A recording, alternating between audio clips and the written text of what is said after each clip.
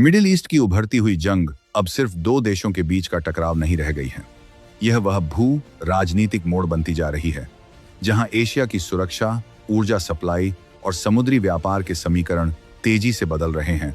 और इसी बदलती हुई तस्वीर के बीच नरेंद्र मोदी की सीधी कूटनीतिक सक्रियता ने यह संकेत दे दिया है कि इंडिया अब पश्चिम एशिया की इस उथल पुथल को दूर से देखने वाला दर्शक नहीं रहना चाहता।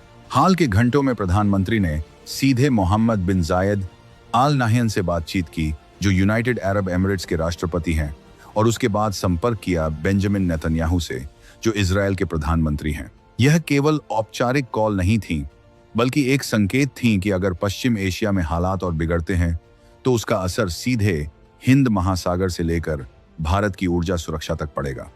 और अगर आप इस तरह की गहरी, सीधे तथ्यों पर आधारित भू राजनीतिक विश्लेषण नियमित देखना चाहते हैं तो चैनल को सब्सक्राइब करना न भूलिए, क्योंकि दुनिया के बदलते समीकरणों को समझना आज पहले से कहीं ज्यादा जरूरी हो गया है। दरअसल मौजूदा तनाव की जड़ें उस बढ़ती हुई टकराहट में हैं जो पिछले कुछ महीनों से ईरान और इजरायल के बीच दिखाई दे रही हैं। दोनों देशों के बीच आरोप प्रत्यारोप, प्रॉक्सी हमले और सैन्य तैयारी पहले से ही चल रही थी, लेकिन जब क्षेत्र में अमेरिकी सैन्य गतिविधियां बढ़ी और हिंद महासागर के आसपास एक ईरानी युद्धपोत पर हमला होने की खबर सामने आई, तो यह संघर्ष अचानक एक नए आयाम में प्रवेश करता दिखाई दिया।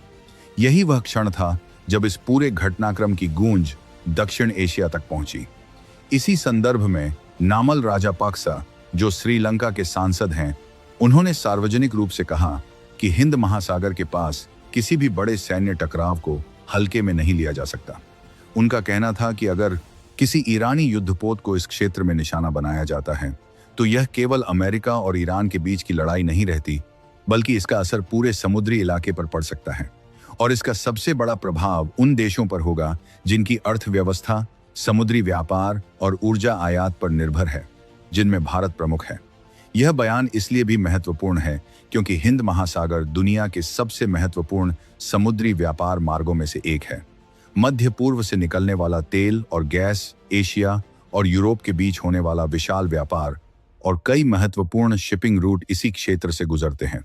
अगर इस इलाके में सैन्य तनाव बढ़ता है तो इसका असर सीधे भारत की ऊर्जा आपूर्ति और व्यापारिक मार्गों पर पड़ सकता है। भारत अपने कच्चे तेल का बड़ा हिस्सा पश्चिम एशिया से आयात करता है और इस सप्लाई का बड़ा भाग समुद्र के रास्ते ही आता है। यही कारण है कि भारत की रणनीति अब केवल प्रतीक्षा करने की नहीं, बल्कि सक्रिय कूटनीति की हो गई है। प्रधानमंत्री मोदी की यूएई और इजरायल से बातचीत इसी बड़े रणनीतिक समीकरण का हिस्सा मानी जा रही है। यूएई आज पश्चिम एशिया में भारत का सबसे महत्वपूर्ण आर्थिक और रणनीतिक साझेदार बन चुका है, जबकि इजरायल रक्षा तकनीक और सुरक्षा सहयोग के क्षेत्र में भारत का एक बड़ा सहयोगी है। अगर इन दोनों देशों के साथ संवाद सक्रिय रखा जाता है तो भारत को क्षेत्र की वास्तविक स्थिति की सीधी जानकारी मिलती रहती है।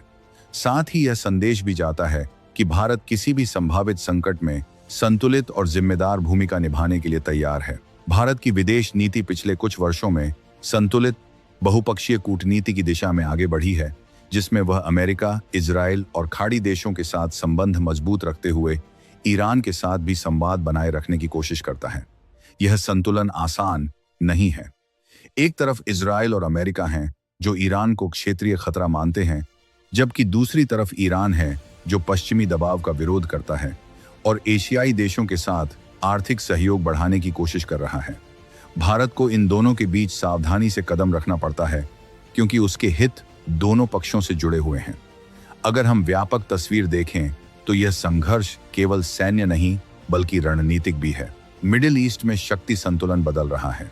अमेरिका अपनी सैन्य मौजूदगी को नए तरीके से व्यवस्थित कर रहा है, चीन आर्थिक प्रभाव बढ़ाने की कोशिश कर रहा है और रूस भी इस क्षेत्र में अपनी भूमिका बनाए रखना चाहता है। ऐसे माहौल में भारत के लिए सबसे बड़ा सवाल यह है कि क्या वह इस उथल पुथल को अवसर में बदल सकता है। एक संभावना यह भी है कि भारत मध्य पूर्व में स्थिरता बनाए रखने के लिए एक संतुलित मध्यस्थ की भूमिका निभाए। भारत की खासियत यह है कि उसके लगभग सभी प्रमुख देशों से अच्छे संबंध हैं, चाहे वह इजराइल हो, खाड़ी देश हो या ईरान। यही वजह है कि भारत की कूटनीति अक्सर टकराव से ज्यादा संवाद पर जोर देती है, लेकिन इसके साथ जोखिम भी जुड़े हुए हैं। अगर ईरान और इजराइल के बीच सीधा सैन्य संघर्ष छिड़ता है तो तेल की कीमतें अचानक बढ़ सकती हैं, समुद्री मार्ग असुरक्षित हो सकते हैं और क्षेत्रीय अस्थिरता का असर एशिया की अर्थव्यवस्थाओं पर पड़ सकता है। भारत जैसे बड़े ऊर्जा आयातक देश के लिए यह स्थिति आर्थिक चुनौती भी बन सकती है। यही कारण है कि नई दिल्ली इस पूरे घटनाक्रम पर बेहद करीब से नजर रख रही है।